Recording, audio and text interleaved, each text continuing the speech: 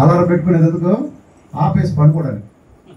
Alarm ఎందుకు పెట్టుకుంటాను అంటే వేసేదని కాదు, అలారం పెట్టేది ఆపేసి పడుకోవడానికి, అందుకు కాదు. అలా గంట శబ్దాన్ని లేసాడన్నమాట.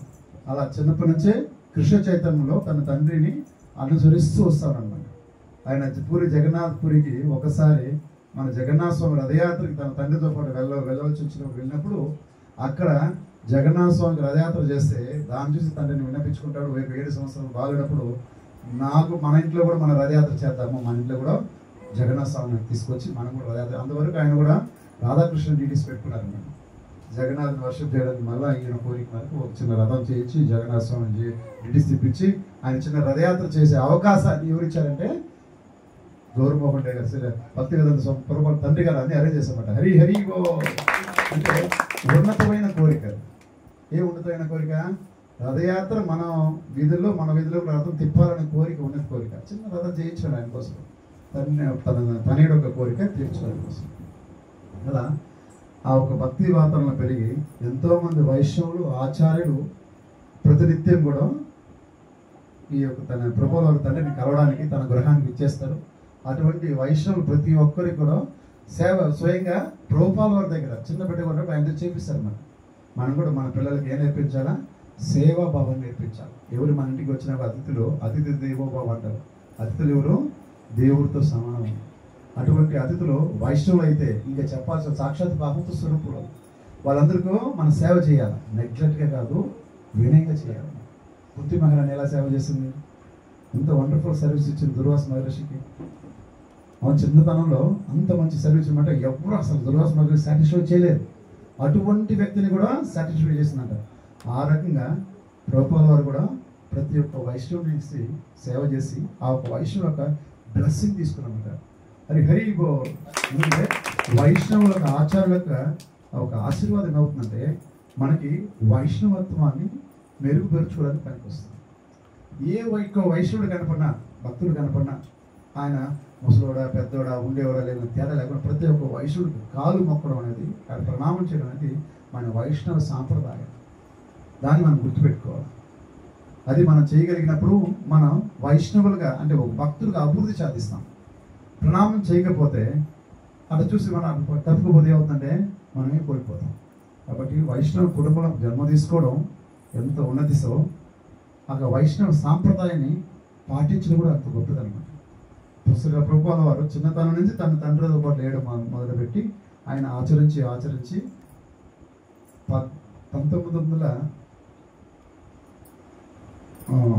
శ్రీల డేట్ గుర్తులేదు, ఒక మారు భక్తి సిద్ధాంత సరస్వతి ఠాకూర్ వారిని కలవడానికి ఒక అవకాశం వచ్చిందన్నమాట. యోగడి కొన్నాడు ప్రభుపాల వారు. అప్పుడు ఆయన కలవడంతో పాటు ఈయనకి ఇంగ్లీష్ పాండిత్యం బాగా, మంచి చదువు, ఇంగ్లీష్ పాండిత్యం బాగుంది. అందువల్ల గురువు గారు అడిగారు అనమాట భక్తి సిద్ధాంత సరస్వతి ఠాకూర్, ఆయన నాకు ఇంగ్లీష్ బాగా వస్తుంది, ఆంగ్లం బాగా వస్తుంది కదా, కనుక నువ్వు పాశ్చాత్య దేశానికి వెళ్ళి మన వైష్ణవ సాంప్రదాయం, గౌరవ వైష్ణవ సాంప్రదాయం ఎందుకు మీరు ప్రచారం చేయకూడదు? ఎందుకంటే జనాలందరూ కూడా అప్పుడు ఎలా ఉన్నారంటే ఇంగ్లీష్ వాళ్ళు ఫాలో అవుతున్నారు. వాళ్ళు నడవడికలు దుస్తులు ఇప్పుడు కూడా అదే మనం ఫాలో అవుతున్నాం. మనం తెలుగును మర్చిపోయినాం, హిందీని మర్చిపోయినాం. ఏం గుర్తుపెట్టుకున్నాము? ప్రతి పదంలో ఇంగ్లీష్ లేకుండా మనం మాట్లాడేదాన్ని వల్లే కాదు, అవును కదా. నోరు తెలిసి ఇంగ్లీష్ మాట్లాడకుండా మనం మాట్లాడగలమా? అదే గొప్ప ఇంటర్నేషనల్ అని అనుకుంటాం అనమాట. కానీ మన సొసైటీ ఇంటర్నేషనల్ సొసైటీ, కానీ మనం మాట్లాడే మాట ఇంటర్నేషనల్ లాంగ్వేజ్. ఇంగ్లీష్ మంచిదే, కానీ తెలుగు మర్చిపోయేంతగా ఉండకూడదు. మన మాతృభాషని మర్చిపోయేంత స్థితిలో ఉండకూడదు అన్నమాట. కాబట్టి ఈ ప్రభావం ఏం చేస్తారంటే గుర్తుపెట్టుకున్నారు. అప్పుడు ఆయన గరగస్తుడు, ఆయన గుర్తుపెట్టుకునేసి తన దినసరి చేసుకుంటాడు. ఒక మెడికల్ షాప్ పెట్టుకున్నాడు, మన బతుకు చేసుకుంటున్నాడు.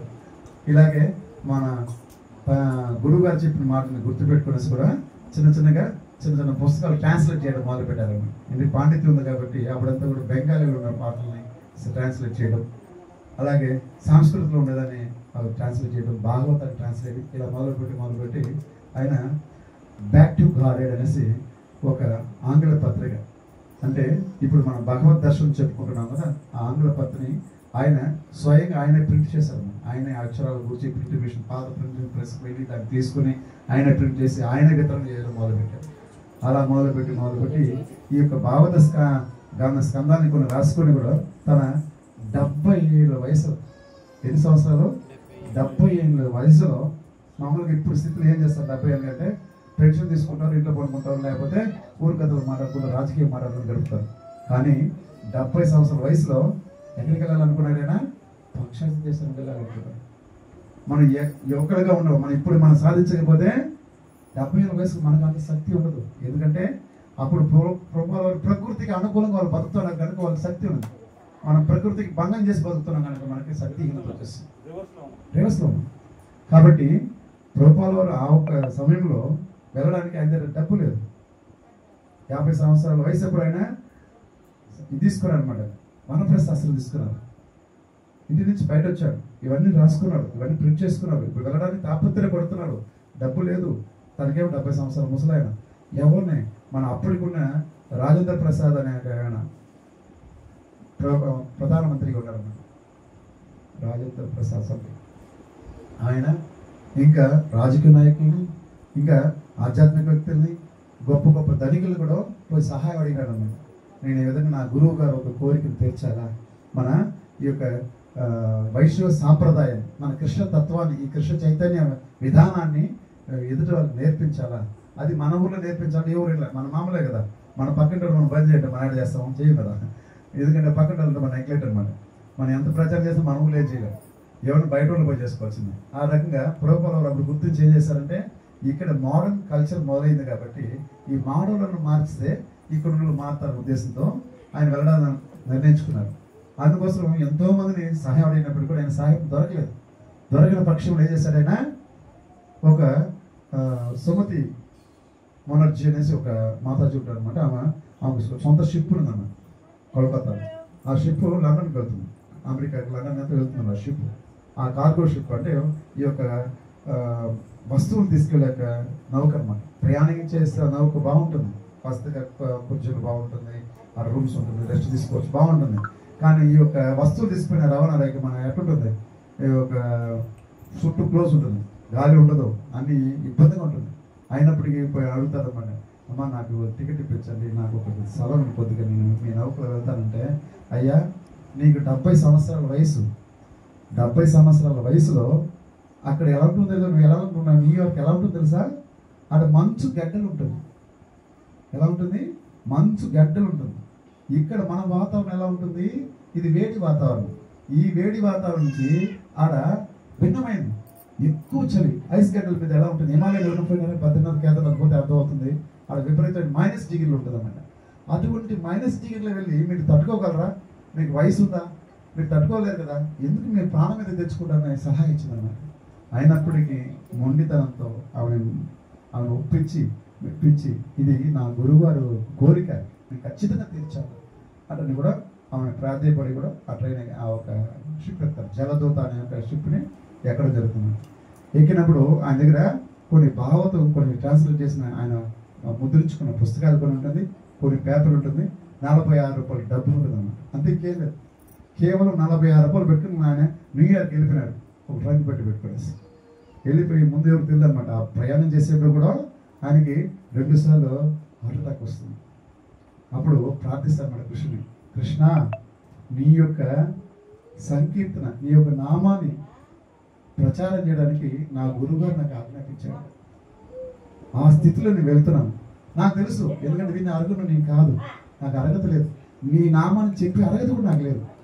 కనీసము నీ యొక్క ఈ యొక్క మెసేజ్ని, గురువు ఒక సందేశాన్ని, మీ యొక్క నామాన్ని ప్రచారం చేయడం కొరకు నన్ను బతికించినట్లయితే నేను చేయగలను.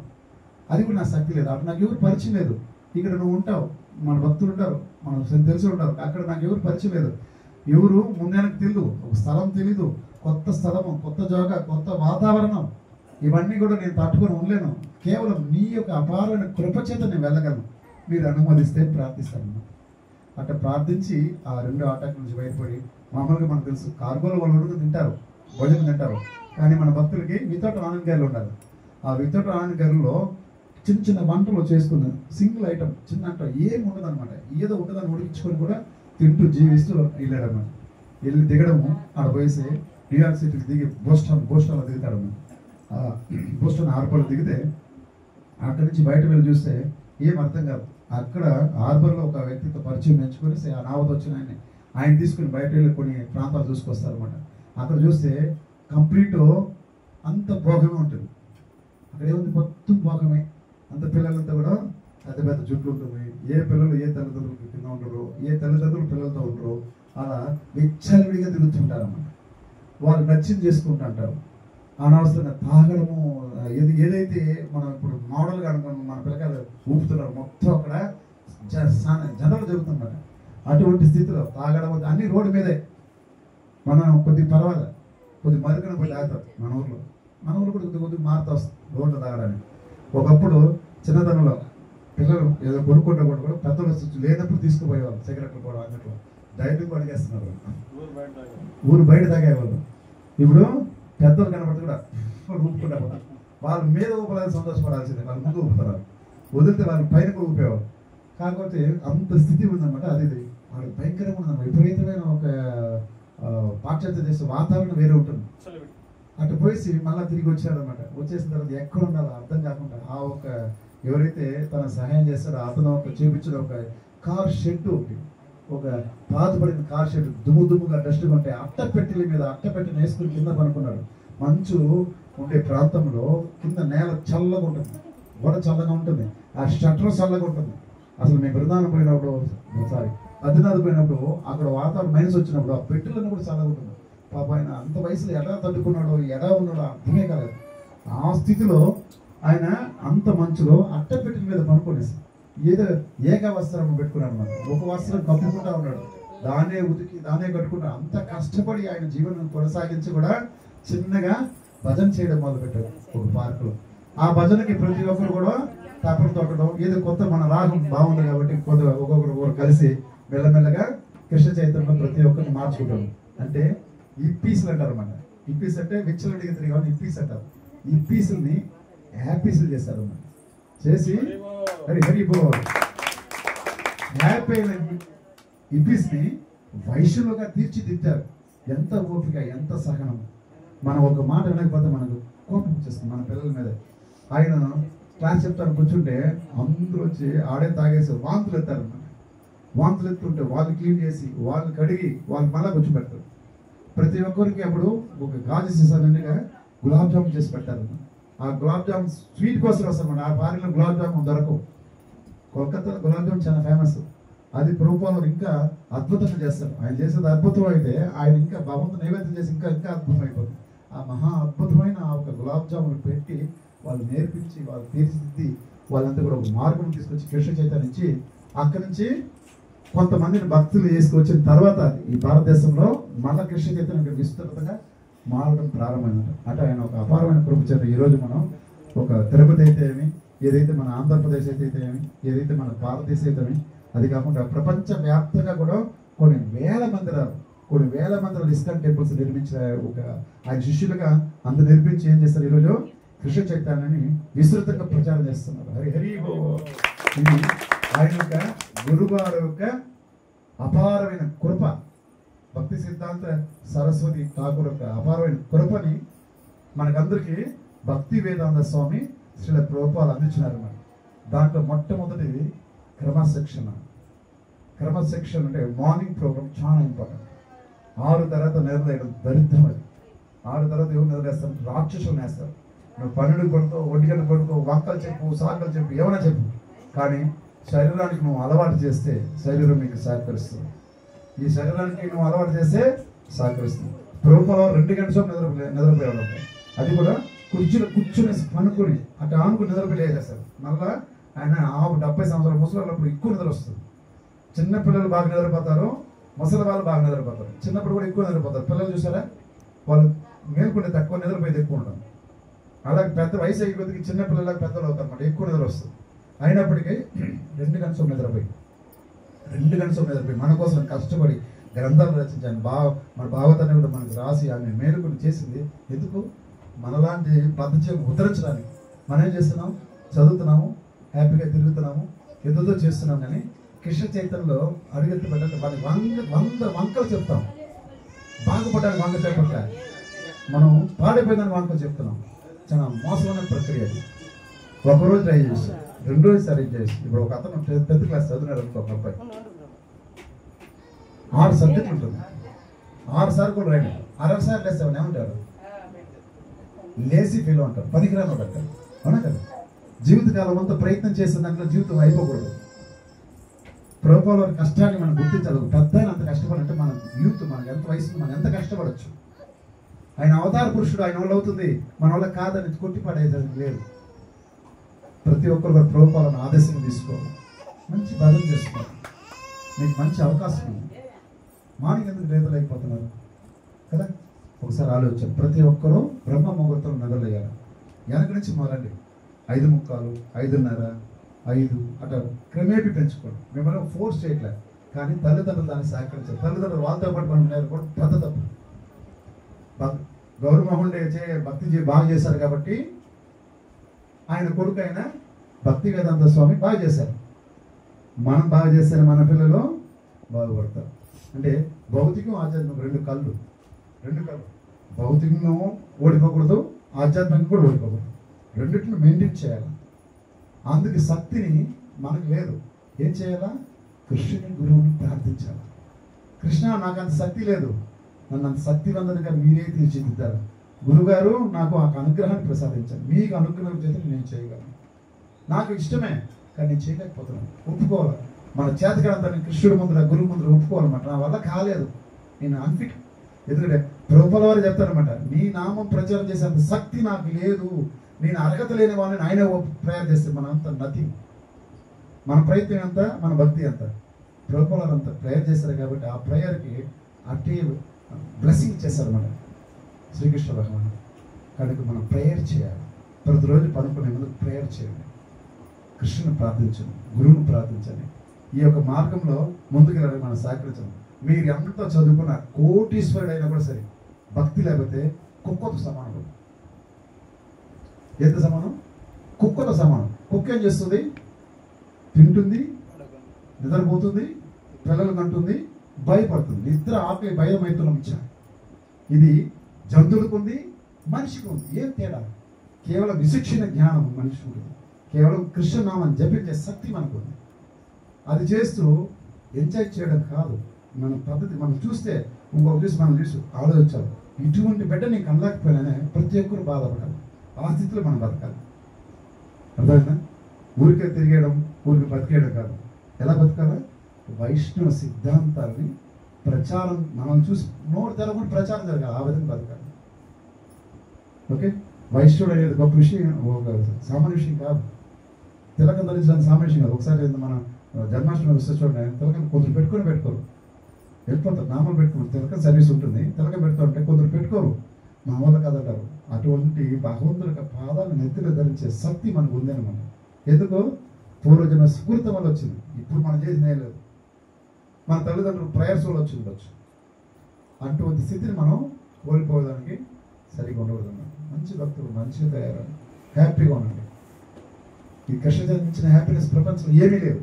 అది కృష్ణ చైతన్య కాన్షియస్ వచ్చినాక దాని సంపూర్ణ దిగితే దాని ఆనందం మనం అనుభవించవచ్చు. 2 గంటలు నిద్రపోయి ఆయన చేయగలిగింది, మన కనీసం 6 గంటలు పడుకోండి. 6 గంటలకు మనం లోపల వేయమని ఏమని చెప్పట్లేదు. తొందరగా పడుకోండి, తొందరగా వేయండి. 6 గంటలు లేదు, 8 గంటలకు పడుకున్నా పర్వాలేదు. కానీ దాని తగ్గట్టు ప్లాన్ చేసుకోవాలి. లైఫ్ని ప్లాన్ చేసుకుంటే చేయొచ్చు. ఇది ప్రభుపాల వారు ఆవిర్భావం నడిచే సందర్భంగా మనందరూ కూడా ప్రభుపాల వారిని కోరుకుంటాం. శ్రీ ప్రభుపాల వారు దయచేసి మాకు కృష్ణ చైతన్యంలో ఒక భక్తుడు ఎలా ఉండాలో అది మాకు అర్థం కాదు, తెలీదు. కానీ ఆ స్థితిలో మమ్మల్ని నడిపించండి. ఒక మీ యొక్క క్రమశిక్షణ, ఒక మార్గాన్ని మాకు ప్రసాదించండి. మాకు ఆ ఒక అనుగ్రహాన్ని మీ ద్వారా మాకు ఇవ్వాలా. ఎందుకంటే మాకు సామాన్యులు, మాకు అంత శక్తి లేదు. మీరు దయావృతులు కదా. ఎందుకంటే అమెరికా వాళ్ళు మార్చగలిగింది, మన ఇండియా వాళ్ళు మనం మారలేము. మనం బ్లడ్ నరాల్లో కూడా భారతదేశ సంస్కృతి ఉంది, మనలో అవుతుంది. కానీ మనం ప్రేయర్ చేయాలి, అడుక్కోవాలి, ఏడవాలి. ఏదో ఒక రోజు చేసినామా, అయ్యా నేను నెరలేకపోయినా ఏదో ఒక రోజు వేసి ఏడ్చినారా? కృష్ణుడి ముందర కానీ, గురువు ముందర కానీ, తల్లిదండ్రుల ముందర ఏడవండి. ఏడిస్తే అన్నీ జరుగుతుంది. ఎందుకు ఏడవాలా? నా దగ్గర లేదు నేడకూడదు, నాకు కావాలో నేడకూడదు. దేనికి ఏడవాలా? కృష్ణ చైతన్యం అభివృద్ధి సాధించాలని ఏడవాలి. అందుకు ఏడవాలి. మిగతా అదే వస్తుంది. కృష్ణుడు మన దగ్గర ఉంటే ప్రతిదీ మన దగ్గర ఉంటుంది. మనం ఏం ప్రత్యేకించడానికి కోసం పెద్ద ప్రయత్నం చేయాల్సిన అవసరం లేదు.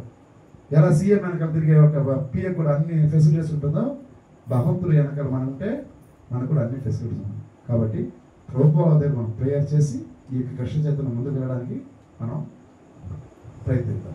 హరే కృష్ణ.